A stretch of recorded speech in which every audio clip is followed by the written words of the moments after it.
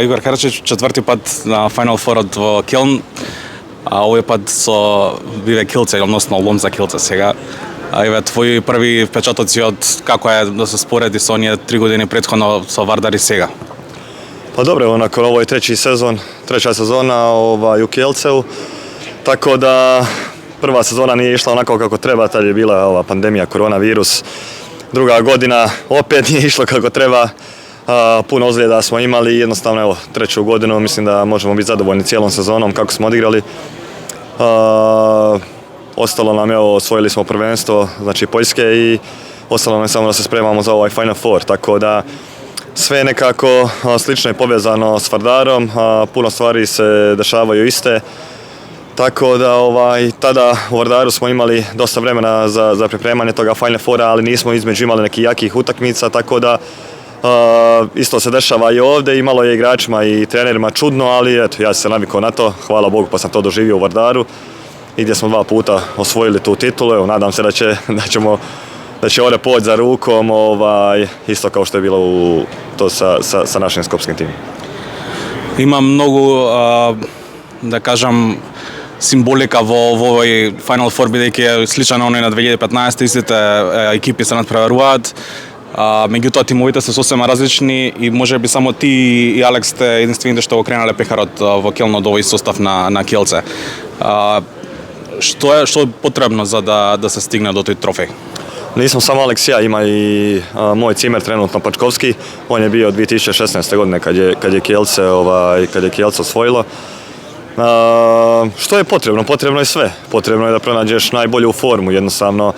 Mi smo cijelu godinu igrali odlično, desilo su nam se zadnje 2 utakmice protiv Wisle gdje nismo bili baš u najboljoj formi. Tu nam se vidjelo da smo bili u nekoj bazičnoj fazi priprema, što je normalno za početak sezone, ali mi smo sad to morali opet odraditi da bi dočekali spremni Final Four. Moramo pronaći najljepšu formu, imamo još jedan dan. Mislim da smo spremni za to, mislim da možemo vratiti onu igru što smo prezentirali tokom cijele godine. Završili smo prvi u grupi i evo, nadam se da ćemo Aleks i ja opet otići do kraja. Ајде малку сега за полуфиналниот дуел. Ве очекува сериозен противник, малку анализа околу противникот и она што треба да се случува во сабота.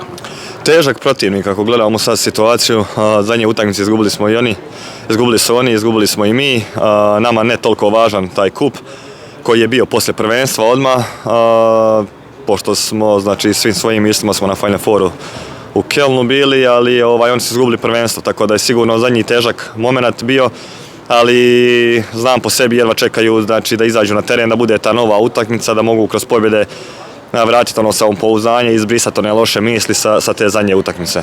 To može uvijek biti pozitivno sa njihove strane, ali kažem, to su sitnice. Sitnice će odlučivati, 2 odlična tima, to su 4 najbolja tima u Europi trenutno, uz Pariz još koji je. Tako da tu samo sitnice odlučuju i ko bude više želio tu pobjedu i dobit će.